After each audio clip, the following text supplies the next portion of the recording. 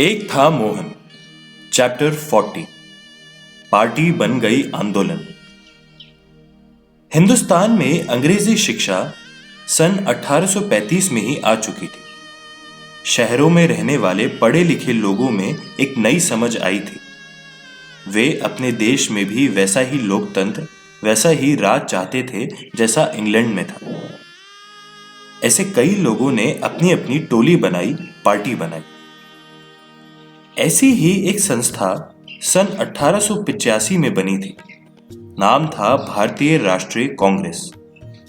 इसके सदस्य साल में एक बार किसी बड़े शहर में मिलते थे। वे राजकाज में सुधार लाने की बात सरकार से भी करते थे और दूसरे पढ़े लिखे हिंदुस्तानियों के साथ भी।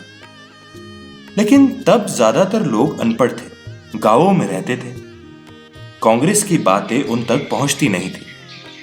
सन 1905 में बंगाल के बंटवारे को लेकर स्वदेशी आंदोलन छिड़ा था, पर उसका असर पूरब तक ही सिमटा हुआ था। कांग्रेस के ही एक नेता थे गोपाल कृष्ण गोखले, जो दक्षिण अफ्रीका में रहने वाले जवान वकील मोहनदास गांधी के राजनीतिक मार्गदर्शक थे। सन 1912 में वे मोहनदास का काम देखने दक्षिण अफ्रीका भी आए थे। उन्हीं के कहने पर मोहनदास भारत वापस लौट आए थे और कांग्रेस का हिस्सा बन गए थे। बिहार का चंपारण सत्याग्रह एकदम नई बात थी। पहली बार कांग्रेस के किसी साथी ने गांव में रहकर वहां के लोगों के साथ मिलकर निलहो के आतंक से किसानों को आजाद करा दिया था। अब कांग्रेस के पास एक नया नेता था, मोहनदास, जिन्हें लोग महात्मा कहने लगे थे, और एक नया हथियार, सत्याग्रह। दोनों ने मिलकर कांग्रेस को देश के गांव-गांव में पहुंचा दिया था।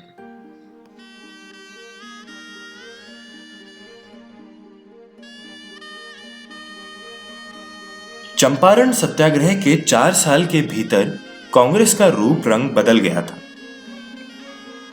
उसके बहुत से नेता सूट बूट में रहते थे, अंग्रेजी में बात करते थे। असहयोग आंदोलन के दौरान सन 1921 में जब कांग्रेस की सालाना बैठक हुई तो उसमें 3 मुख्य चीजों को उठाया गया: खादी का कपड़ा, हिंदुस्तानी भाषा और तिरंगा झंडा। सदस्य जहां रुके थे वहां एक पूरा खादी नगर खड़ा कर दिया गया था। अंग्रेजी हैट की जगह अब खादी टोपी थी। अंग्रेजी की बजाय अब हिंदुस्तानी भाषाओं में काम होने लगा था। दादा भाई नारौजी, बाल गंगाधर तिलक और गोपाल कृष्ण गोखले जैसे नेताओं की मृत्यु हो चुकी थी। इस खालीपन को पूरा करने के लिए एक नई पीढ़ी के नेता उभर कर आ रहे थे।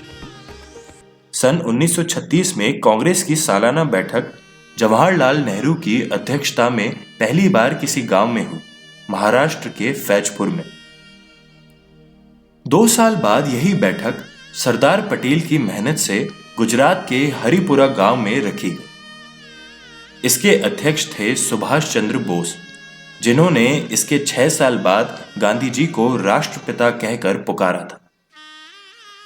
जब भी कोई गांधी जी से पूछता कि देश के लिए सबसे जरूरी काम क्या है, तब वे 3 चीजें गिनाते: 1.